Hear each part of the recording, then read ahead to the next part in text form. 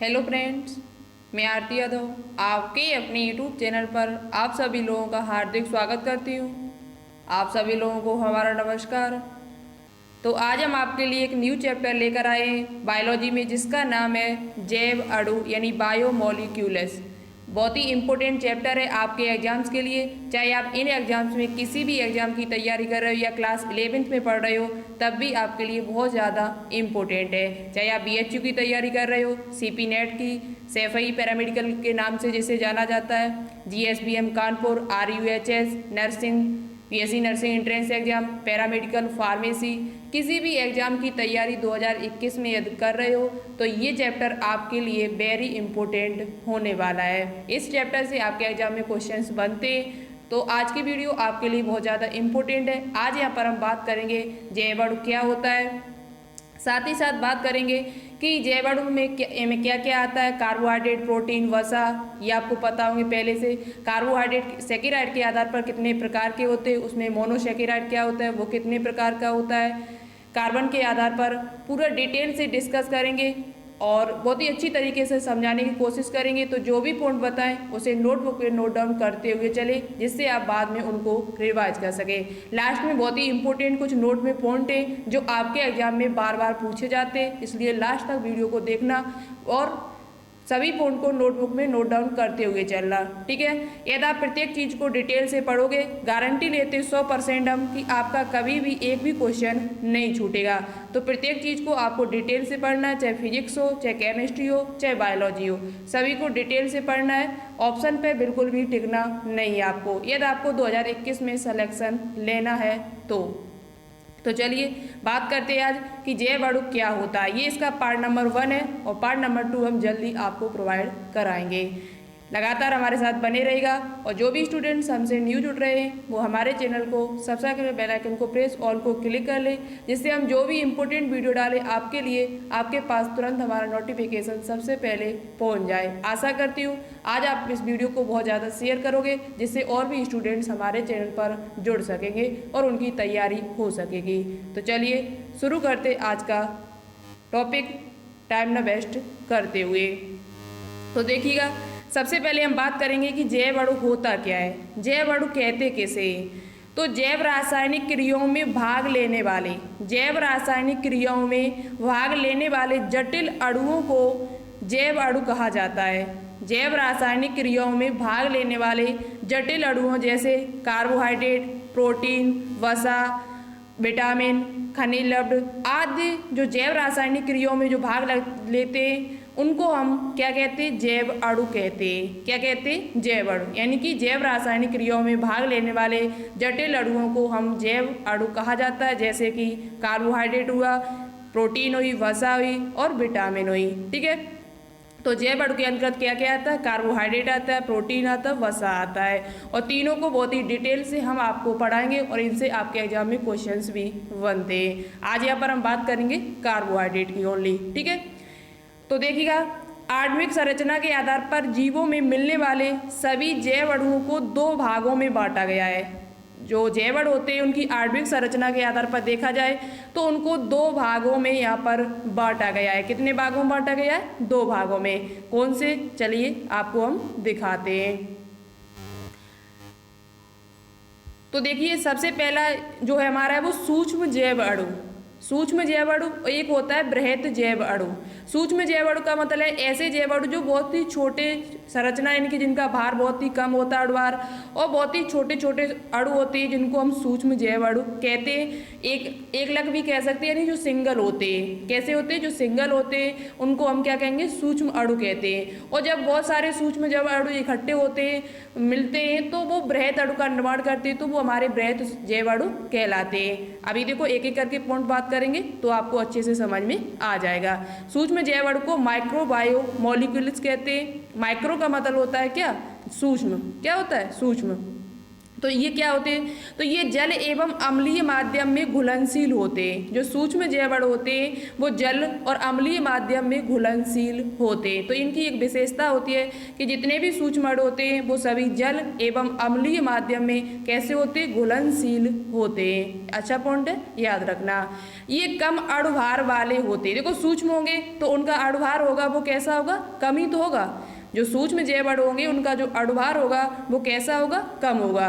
तो ये कम अणुभार वाले सरल संरचनात्मक अणु होते हैं। सूक्ष्म अणु की जो विशेषता है वो ये है कि ये कम अणुभार वाले होते हैं और सरल इनकी संरचना, इनका स्ट्रक्चर जो होता है वो सरल होता है। कैसा होता है, सरल होता है। जैसे कि ये आपसे पूछा जा सकता है कि निम्न में से बताइए कौन सा सूक्ष्म अणु है। तो आपको दोनों याद होने चाहिए, सूक्ष्म और बृहत, तभी आप लगा पाओगे। सूक्ष्म अणु में हमारे आते जैसे वसा अम्ल, फैटी एसिड, अमीनो अम्ल और वसा और न्यूक्लियोटाइड्स। न्यूक्लियोटाइड्स जो होते हैं वो सूक्ष्म अणु में ही आते हैं। सूक्ष्म अणु में जो हमारे क्या होते हैं, वसा अम्ल है, अमीनो अम्ल है और न्यूक्लियोटाइड्स जो होते हैं जो डीएनए में पाए जाते हैं वो सभी सूक्ष्म जैव अणु कहलाते हैं। कैसे अणु कहलाते हैं, सूक्ष्म जैव अणु कहलाते हैं। आपको पता है पहले से कि जब प्रोटीन बनती है तो प्रोटीन एक जटिल अणु है और प्रोटीन को बनाने के लिए बहुत छोटे छोटे सूक्ष्म अणु की आवश्यकता पड़ती है, जो हमारा क्या है, अमीनो अम्ल। जब बहुत सारे अमीनो अम्ल मिलते हैं तो क्या किसका निर्माण होता है, जब बहुत सारे अमीनो अम्ल एक साथ मिलेंगे तो प्रोटीन का निर्माण होता है। तो प्रोटीन की, तब तो आपको पता है पहले से ही, प्रोटीन की सबसे छोटी इकाई किसे कहा जाता है, अमीनो अम्ल को कहा जाता है, क्योंकि प्रोटीन जो होता है वो बहुत सारे अमीनो अम्ल से मिलकर बना होता है। तो प्रोटीन एक प्रकार का कैसा अणु है, बृहत सूक्ष्म अणु है, बृहत जैव अणु है। कैसे, देखो अभी हम आपको आगे बताते। तो ये उदाहरण अच्छे से नोटबुक में नोट डाउन कर लेना, ठीक है। नेक्स्ट पॉइंट बात करते हैं कि बृहत सूक्ष्म अणु क्या होते हैं। बृहत सूक्ष्म अणु क्या होते हैं, तो देखो बृहत का मतलब क्या होता है, बड़ा। बृहत का मतलब क्या होता है, बड़ा। तो ये अधिक अणुभार वाले, अणुभार के बड़े अणु होते, अधिक अणुभार के बड़े जैव अणु होते। पहली बात तो ये जो होते हैं वो कैसे होते हैं, अधिक अणुभार वाले होते, जैसे कि प्रोटीन, पॉलीसेकेराइड, न्यूक्लिक अम्ल। प्रोटीन्स जो होते हैं वो बहुत सारे किसे, प्रोटीन्स जब बनेगा तो प्रोटीन का निर्माण जो होता है वो बहुत सारे अमीनो अम्ल से मिलकर बना होता है। तो अमीनो अम्ल है वो एक प्रकार का सूक्ष्म जैव अणु है, आपको अभी हमने आपको बताया है। और जब बहुत सारे सूक्ष्म जैव अणु मिलते हैं तभी एक बृहत जैव अणु का निर्माण होता है। जब बहुत सारे न्यूक्लियोटाइड्स मिलेंगे तभी न्यूक्लिक अम्ल का निर्माण होता है। जैसा कि आपको पता है डीएनए और आरएनए जो बनते हैं, डीएनए का निर्माण जब होता है तो बहुत सारे न्यूक्लियोटाइड्स के मिलने से होता है। तो न्यूक्लियोटाइड्स क्या है, एक सूक्ष्म जैव अणु है। कैसा अणु है, सूक्ष्म जैव अणु। जबकि न्यूक्लिक अम्ल क्या है, तो न्यूक्लिक अम्ल है वो एक बृहत जैव अणु है। पॉलीसेकेराइड की बात की जाए तो पॉलीसेकेराइड में जैसे कि आप समझ सकते हो, जो हमारा सुक्रोज होता है, सुक्रोज जब वो ग्लूकोज और फ्रक्टोज से मिलकर बना होता है, तो ग्लूकोज और फ्रक्टोज जब आपस में मिलते हैं तभी हमारा सुक्रोज का निर्माण होता है, जिसे हम पॉलीसेकेराइड कह सकते हैं, जो ओलिगोसेकेराइड में आता है। और बहुत सारे स्टार्च है, ये सेलुलोज है, ये सब हमारे किस में आते हैं, पॉलीसेकेराइड में आते हैं। तो अभी हम आपको आगे बहुत ही डिटेल से इसको समझाएंगे पॉलीसेकेराइड क्या होता है अच्छी तरीके से, ठीक है। एक पॉइंट यहाँ पर है कि कोशिका का लगभग 93% भाग ऑक्सीजन, कार्बन और हाइड्रोजन से मिलकर बना होता है। कोशिका का 93% भाग देखा जाए तो ऑक्सीजन, कार्बन और हाइड्रोजन से मिलकर बना हुआ होता है। कितने परसेंट भाग, 93% भाग। याद रखिए 93% जो भाग होता है कोशिका का वो किससे मिलकर बना होता है, तो ऑक्सीजन, कार्बन और हाइड्रोजन से मिलकर बना होता है। तो यहाँ से ये जो इनके उदाहरण हैं वो आपके लिए इम्पोर्टेंट है। आपसे पूछा जा सकता है कि बृहत जैव अणु निम्न में से कौन सा है, तो आप बता सकते हो प्रोटीन है, पॉलीसेकेराइड है और न्यूक्लिक अम्ल जो होते हैं वो सभी किसके उदाहरण है, बृहत जैव अणु के उदाहरण है। मैक्रो बायो मॉलिक्यूल्स के उदाहरण हैं, ठीक है। आगे बात करते हैं, बहुत ही इंपॉर्टेंट पॉइंट है सभी, एक भी पॉइंट फालतू नहीं है, आपके एग्जाम्स के लिए सभी इंपॉर्टेंट है पहली बात तो, ठीक है। अब बात आई कार्बोहाइड्रेट्स। आज यहाँ से हम स्टार्ट करेंगे कार्बोहाइड्रेट। सबसे पहले कार्बोहाइड्रेट के बारे में आपको बताएंगे, उसके बाद प्रोटीन, फिर वसा के बारे में, और सभी को डिटेल से हम आपको बताने वाले हैं जिससे आपके एग्जाम में एक भी क्वेश्चन न छूटे। तो देखो कार्बोहाइड्रेट्स होते हैं वो उससे शब्द से ही पता चल रहा है कि ये कार्बन, हाइड्रोजन और ऑक्सीजन से मिलकर बने होते हैं। कार्बोहाइड्रेट जितने भी होते हैं वो सभी कार्बन, हाइड्रोजन और ऑक्सीजन से मिलकर बने होते हैं। इनमें जो अनुपात होता है वो 1:2:1 होता है। 1:2:1। इसमें कार्बन 1 होगा तब हाइड्रोजन के 2 अणु होंगे और ऑक्सीजन का तब 1 अणु होता है। ठीक है, इसका अनुपात पूछा जा सकता है कि कार्बोहाइड्रेट्स में कार्बन, हाइड्रोजन और ऑक्सीजन के बीच कितना अनुपात होता है, तो आप बता सकते हो 1:2:1 होता है। अब चलिए बात करते हैं कार्बोहाइड्रेट्स पर। कार्बोहाइड्रेट्स जो होते हैं वो पृथ्वी पर सबसे अधिक मात्रा में पाया जाने वाला कार्बनिक पदार्थ है। जो कार्बोहाइड्रेट्स होता है वो एक प्रकार का कार्बनिक पदार्थ है, ऑर्गेनिक मटेरियल है, और ये पृथ्वी पर सबसे ज़्यादा पाया जाता है। पृथ्वी पर सबसे ज़्यादा मात्रा में पाया जाने वाला एक प्रकार का कार्बनिक पदार्थ है। कौन? कार्बोहाइड्रेट।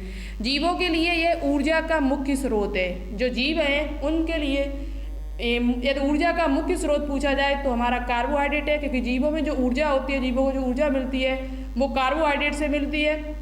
और वो भी उसमें ग्लूकोज, आपका जो भोजन है लास्ट पॉइंट जब अपचित होकर यानी पचपचू की जब भोजन रहता है वो ग्लूकोज के रूप में ही इकट्ठा होगा। ग्लूकोज क्या है? एक प्रकार का कार्बोहाइड्रेट है। ग्लूकोज क्या है? एक प्रकार का कार्बोहाइड्रेट है। तो जो भी भोजन करते हैं उसका ऑक्सीकरण होकर वो किस में चेंज हो जाता है? ग्लूकोज बचता है, और ग्लूकोज से ही हमें ऊर्जा प्राप्त होती है। वो एक प्रकार का क्या है? कार्बोहाइड्रेट है।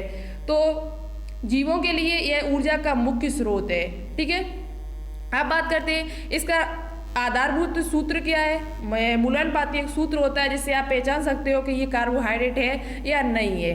कार्बोहाइड्रेट का एक आधारभूत सूत्र है CnH2O होल ट्वाइस N, या CnH2O होल ट्वाइस N, ये इसका सूत्र होता है। ठीक है, CnH2ON होल ट्वाइस N, ये इसका क्या होता है? सूत्र होता है। इससे आप पहचान सकते हो कि इसमें कार्बन कितने, हाइड्रोजन, और इनसे पहचान सकते हो कि ये कार्बोहाइड्रेट है या नहीं है। तो ये फॉर्मूला आपके एग्जाम में पूछा जा सकता है। ये फॉर्मूला पूछा जा सकता है निम्न में से कार्बोहाइड्रेट का मूलानुपाती सूत्र क्या है। निम्न में से कार्बोहाइड्रेट का मूलानुपाती सूत्र क्या है, तो आप बता सकते हो CnH2O का होल ट्वाइस N। N का मतलब यहाँ पर है बहुत सारे अणु। N का मतलब है यहाँ पर बहुत सारे अणु। ठीक है, चलिए आगे बात करते हैं।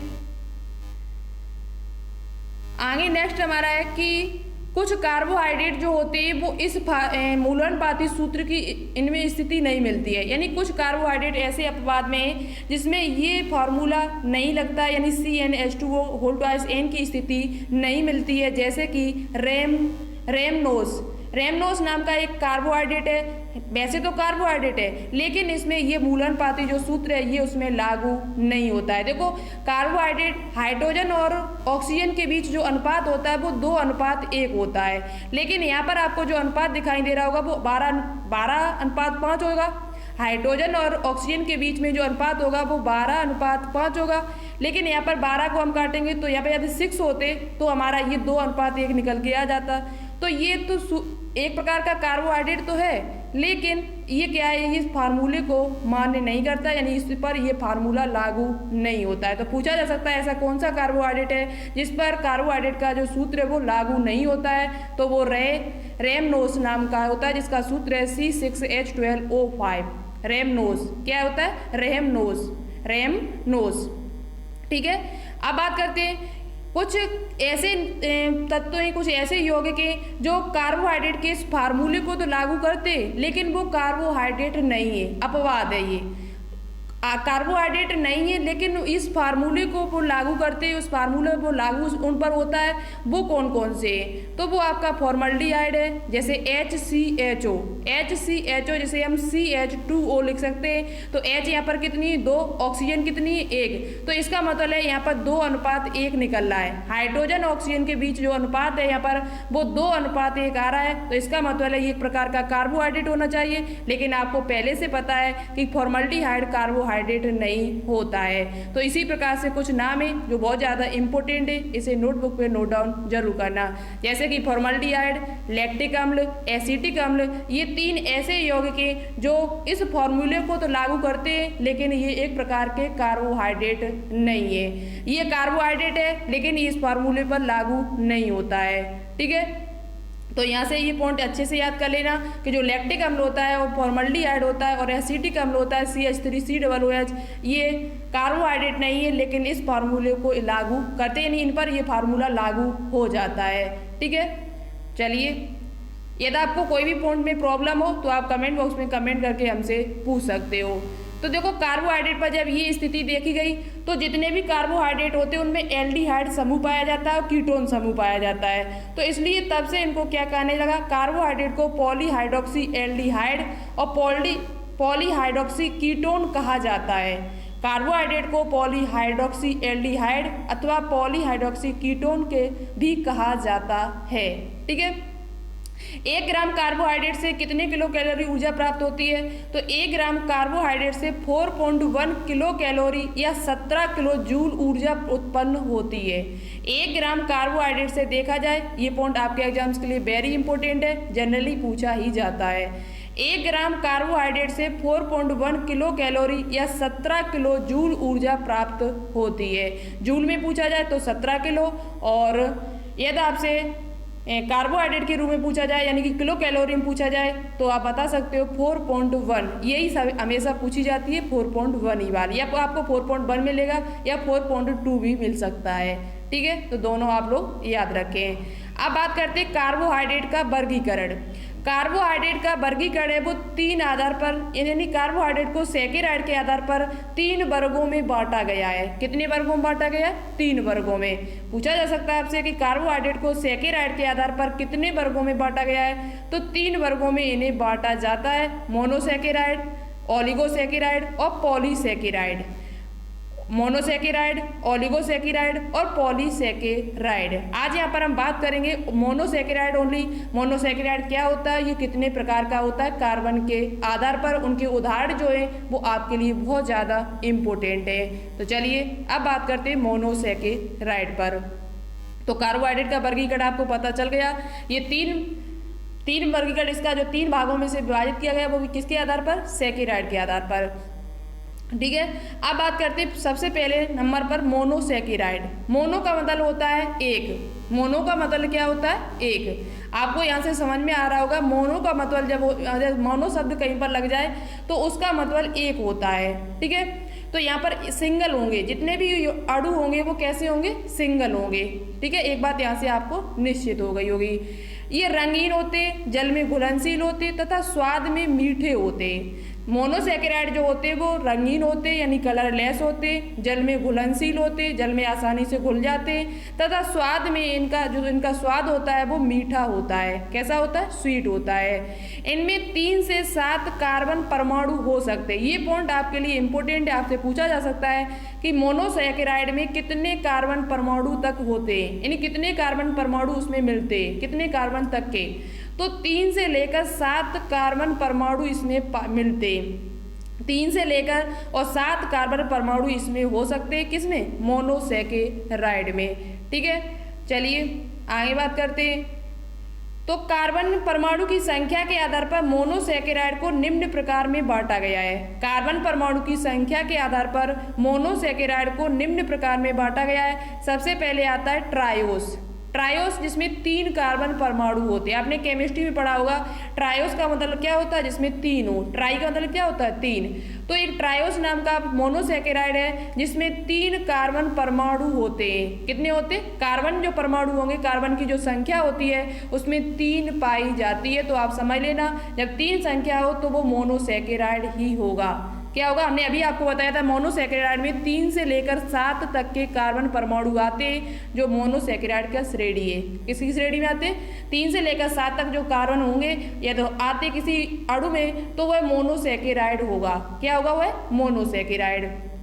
तो ये जो ट्रायोस नाम का है वो इसमें 3 कार्बन परमाणु आते हैं, जैसे ग्लिसरैल्डिहाइड। ग्लिसरैल्डिहाइड जो होता है उसमें 3 कार्बन परमाणु होते हैं, जैसे C, इसका जो फॉर्मूला होता है वो C3H6O3। ग्लिसरैल्डिहाइड जो होता है वो एक प्रकार का मोनोसैकेराइड है और ये ट्रायोस का उदाहरण है। किसका उदाहरण है, ट्रायोस का। नेक्स्ट बात करते हैं टेट्रोज। टेट्रोज में चार कार्बन परमाणु होंगे। इसमें ये 4 कार्बन संख्या वाली शर्करा होती है, आप शर्करा भी बोल सकते हो। सैकेराइड का जो मतबल होता है वो शर्करा से होता है, हमने आपको वहाँ नहीं बताया, लेकिन हम यहाँ पर बता रहे हैं आपको। जो सैकेराइड का जो मतबल होता है वो शर्करा से होता है। किससे होता है? शर्करा से। तो जो टेट्रोज होता है उसमें 4 कार्बन संख्या वाले शर्करा पाई जाती है, जैसे कि इरिथ्रोज। इरिथ्रोज नाम की जो शर्करा होती है वो एक प्रकार की मोनोसैकेराइड है, और किसका उदाहरण है यदि आपसे पूछा जाए तो वो टेट्रोज का उदाहरण है। किसका उदाहरण है? टेट्रोज। आपसे पूछा जा सकता है कि निम्न में से टेट्रोज का उदाहरण कौन सा है, तो आप बता सकते हो इरिथ्रोज नाम का जो मोनोसैकेराइड होता है उसमें कार्बन के 4 संख्या होती है, और वो टेट्रोज का उदाहरण भी है और एक प्रकार की मोनोसैकेराइड भी होती है। ठीक है, तो इसका फॉर्मूला क्या होता है? तो C4H8O4 होता है। नेक्स्ट पॉइंट बात करते हैं, लास्ट में बहुत ही इंपॉर्टेंट पॉइंट है, तो उन्हें देखे बिना बिल्कुल भी नहीं जाना। पेंटोज। पेंटोज से आपको समझ में आ रहा है पेंटा, तो पेंटा में यानी कि मतलब 5 कार्बन। पेंटोज का मतलब होता है जिसमें 5 कार्बन संख्या हो, कार्बन की जो संख्या हो वो कितनी हो? 5 हो। तो ऐसे कार्बोहाइड्रेट को पेंटोज कहते हैं। क्या कहते हैं? पेंटोज। और ये सभी किसके प्रकार है? ये सभी मोनोसैकेराइड के ही प्रकार चल रहे हैं। ठीक है, तो इसमें हमारा आता है डीएनए और आरएनए। राइबोज शर्करा, आरएनए में जो राइबोज शर्करा पाई जाती है वो मोनोसैकेराइड होती है, और वो पेंटोज का उदाहरण होती है। किसका उदाहरण है? पेंटोज का। तो ये पॉइंट आपसे पूछा जा सकता है कि राइबोज शर्करा और डीऑक्सी राइबोज शर्करा जो होती है वो किसका उदाहरण है? तो वो एक मोनोसैकेराइड का उदाहरण है। किसका उदाहरण है? मोनोसैकेराइड का उदाहरण है, और वो पेंटोज शर्करा में आती है, क्योंकि इसमें इसका जो फॉर्मूला, इसमें कार्बन के जो अणु होते हैं वो 5 अणु होते हैं। कार्बन के कितने अणु होते हैं? 5 अणु होते हैं। ठीक है, तो ये किसका उदाहरण है? पेंटोज का। बात करते हैं हेक्सोज। हेक्सोज यानी कि 6 कार्बन वाले संख्या, जिसमें कार्बन की संख्या 6 होती है, उनको हम क्या कहते हैं? हेक्सोज कहते हैं। जैसे कि ग्लूकोज, फ्रक्टोज, गैलेक्टोज। इसमें जो कार्बन की संख्या होती है वो कितनी होती है? C6H12O6। तो इसमें कार्बन की जो संख्या होती है वो 6 होती है, इसलिए इनको हेक्सोज कहा जाता है। और ये मोनोसैकेराइड के बहुत ही अच्छे उदाहरण है, और आपके एग्जाम में पूछे भी जाते हैं कि निम्न में से कौन सा हेक्सोज का उदाहरण है। तो आप बता सकते हो ग्लूकोज, फ्रक्टोज, गैलेक्टोज जो होते हैं वो हेक्सोज का उदाहरण होते हैं, क्योंकि इसमें कार्बन के 6 परमाणु यानी 6 अणु पाए जाते हैं। कितने अणु पाए जाते हैं? 6। चलिए आगे बात करते हैं हेप्टोज। हेप्टोज क्या होता है? तो हेप्टोज में क्या होता है? 7 कार्बन परमाणु युक्त होता है। ये 7 परमाणु युक्त होता है, जैसे कि सिडोहेप्टोल्यूज। सिडोहेप्टोल्यूज जो होता है वो हेप्टोज का उदाहरण है, और इसमें जो कार्बन की संख्या होती है वो 7 पाई जाती है। कितनी पाई जाती है? 7 होती है। ठीक है, तो शायद आपको ये पॉइंट सभी क्लियर अच्छे से हो गए होंगे। तो कुछ इंपॉर्टेंट पॉइंट है जो हम आपसे बोल रहे थे वो यही पॉइंट है। सबसे पहला पॉइंट है हमारा, ग्लूकोज को ईंधन पदार्थ भी कहा जाता है। क्यों कहा जाता है? क्योंकि ये हमारे शरीर को ऊर्जा प्रदान करता है। जो हमारे शरीर को ऊर्जा प्राप्त होती है वो किसके रूप में होती है? तो वो ग्लूकोज के रूप में ही होती है। किस कार्बोहाइड्रेट के रूप में होती है? तो वो ग्लूकोज के रूप में होती है, जो एक प्रकार का मोनोसैकेराइड है। क्या है? एक प्रकार का मोनोसैकेराइड होता है। इसे रुधिर शर्करा भी कहा जाता है। जो ग्लूकोज होता है उसे रुधिर शर्करा भी कहा जाता है, इस बात को भी आप लोग ध्यान रखें। ग्लूकोज को ग्रेप शुगर भी कहा जाता है। ग्लूकोज को ग्रेप शुगर कहा जाता है, क्योंकि अंगूर जो होता है उसमें सबसे ज़्यादा जो प्रचुर मात्रा होती है वो आपके ग्लूकोज की होती है। आपसे पूछा जा सकता है कि अंगूर में सबसे ज़्यादा कौन सी शुगर पाई जाती है, यानी सबसे ज़्यादा कौन सा कार्बोहाइड्रेट होता है? तो आप बता सकते हो ग्लूकोज। कौन सा होता है? ग्लूकोज। फ्रक्टोज जो होता है उसे फ्रूट शुगर कहा जाता है। दूसरा नाम है इसका, फ्रक्टोज को फ्रूट शुगर कहा जाता है, क्योंकि ये सबसे मीठी शर्करा होती है। फ्रूट शुगर के नाम से किसे जाना जाता है? तो वो फ्रक्टोज को जाना जाता है। और आपसे पूछा जाए कि सबसे मीठी शर्करा कौन सी होती है? ग्लूकोज होती है, फ्रक्टोज होती है, गैलेक्टोज होती है। तो आप बता सकते हो फ्रक्टोज नाम की जो शर्करा होती है वो सबसे मीठी शर्करा मानी जाती है।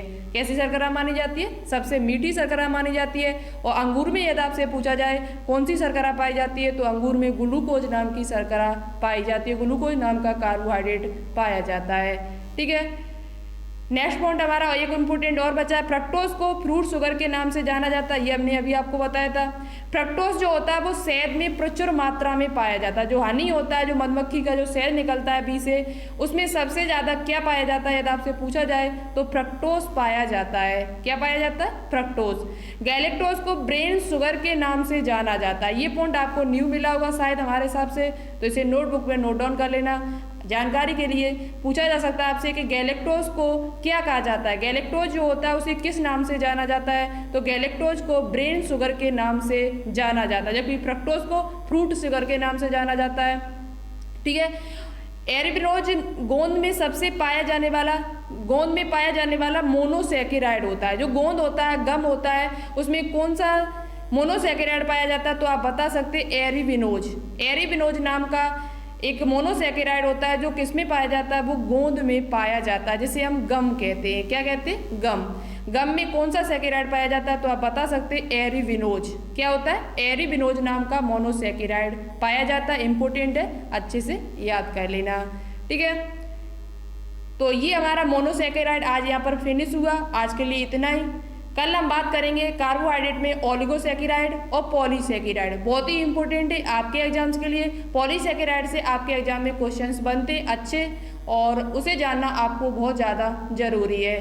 तो आशा करती हूँ आज की वीडियो आप लोगों को बहुत ही अच्छी लगी होगी और सभी पॉइंट आपको अच्छे से क्लियर भी हुए। यदि नहीं हुए तो कमेंट बॉक्स में कमेंट करके आप हमसे पूछ सकते हो, और इस वीडियो को प्लीज़ थोड़ा शेयर करें जिससे और भी स्टूडेंट्स यहाँ पर जुड़ सकें। तो मिलते हैं नेक्स्ट वीडियो में, उसका इंतज़ार कीजिए और वीडियो को थोड़ा शेयर कीजिए।